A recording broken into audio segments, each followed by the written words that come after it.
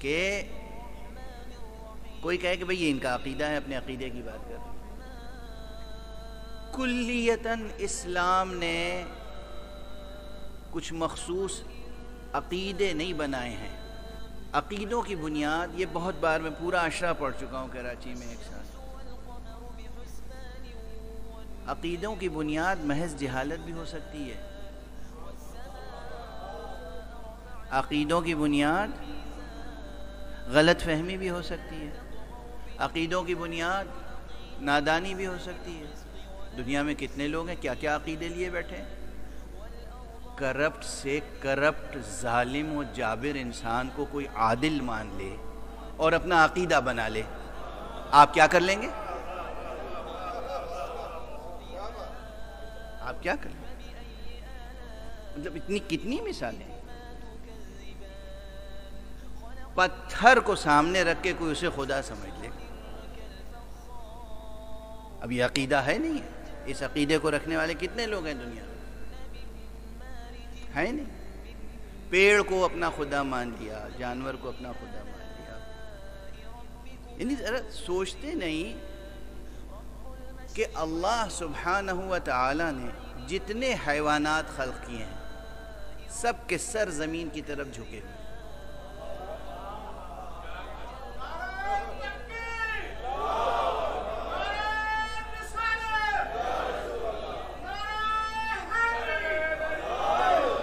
جزاک اللہ جزاک اللہ، جتنے حیوان ہیں، حتیٰ کہ شیر، یہ ہے نا کہ جنگل کا شیر، جنگل کا بادشاہ کون ہے؟ شیر، شیر کا سر بھی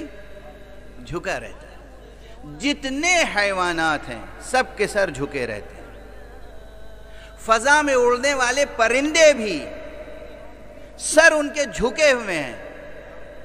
صرف ایک ہے مخلوق خدا انسان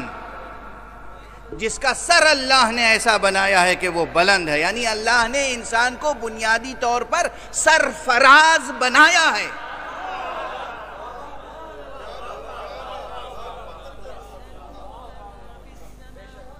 اب یہ جملہ بھی دوسری یا تیسری بار کہہ رہا ہوں، کبھی کبھی کہنا ہی پڑتا ہے اپنا ہی جملہ، ابھی پٹنے میں بھی کہہ کے آیا ہوں ہندوستان میں، اور کیسا کریم ہے، کیسا عظیم ہے وہ رب، کیسا لطیف ہے، کیسا عظیم ہے، کیسا کریم ہے وہ رب جس نے ہمیں اور آپ کو انسان بنایا اور انسان کو سرفراز بنایا اور ہمارے پاؤں کے نیچے مضبوط زمین رکھ دی تاکہ ہم اور زیادہ پستی میں گر نہ سکیں، اور سر کے اوپر آسمان اتنا اونچا بنایا کہ جس قدر اٹھ سکو اٹھو۔ میں یہ مضامین اس لیے بھی خاص طور سے عرض کرتا ہوں کہ میری طبیعت میں، میرے ذہن میں بس ایک دھن سمائی ہوئی ہے کہ بحیثیت انسان ہمیں بلند سے بلندتر ہوتا جانا چاہیے، اور خاص طور سے مومنین کے معاشرے کو، یعنی یہ ایک تعلیمی اور تربیتی اور ثقافتی مشن ہے،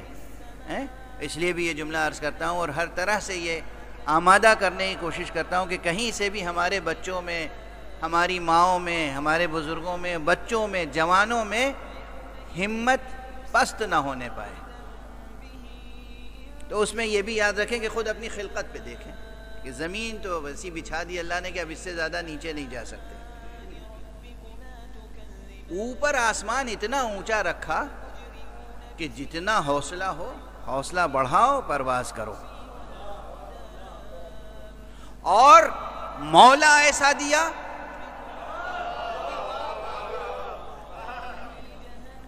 آقا ایسا دیا، نبی رہبر ایسا دیا جو صاحب معراج ہے، اور اس کا جانشین ایسا دیا جو پوچھنے والا ہے، پوچھ لو مجھ سے، پوچھ لو قبل اس کے کہ تمہارے درمیان نہ رہوں، میں اس زمین کے راستوں سے زیادہ آسمان کے راستے جاؤں۔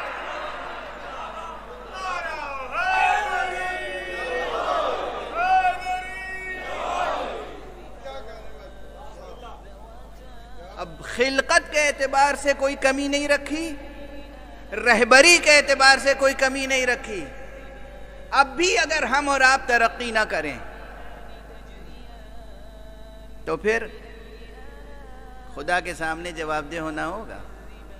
ہر اعتبار سے ترقی کرنی ہے، یعنی کوئی ایکسکیوز نہیں ہے، کوئی ایکسکیوز نہیں،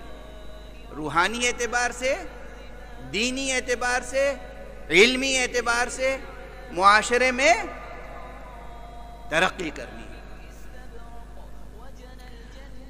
رسول صاحب معراج اور امام وہ جس کی ولایت کا مژدہ معراج پہ سنایا گیا، اور اس صاحب معراج کا نفس ایسا تھا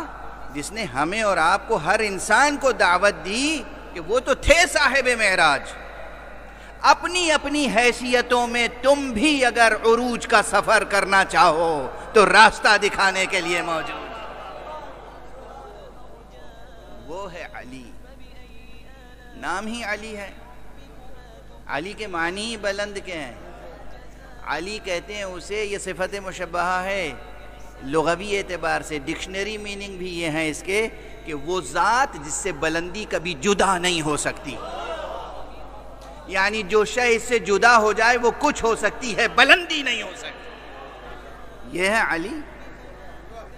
یہ ہے علی۔ علی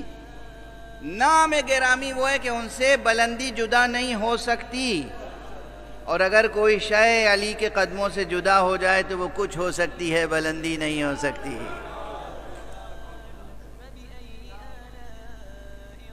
خدا آپ حضرات کو توفیق عطا فرمائے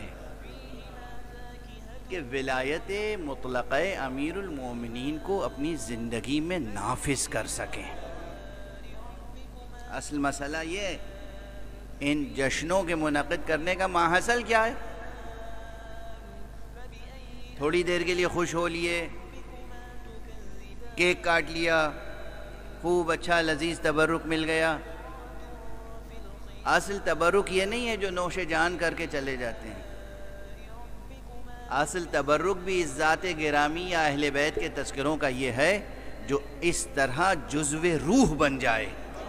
کہ پھر روح سے جدا نہ ہو۔ وہ ذکر، وہ درس، وہ سبق، وہ ہمت، وہ حوصلہ، وہ فضیلت، وہ منقبت، وہ اخلاقی بلندی رزق جاں بن جائے، ہماری اور آپ کی سیرت کا اور روح کا اور نفس کا حصہ بن جائے کہ جو جدا نہ ہو۔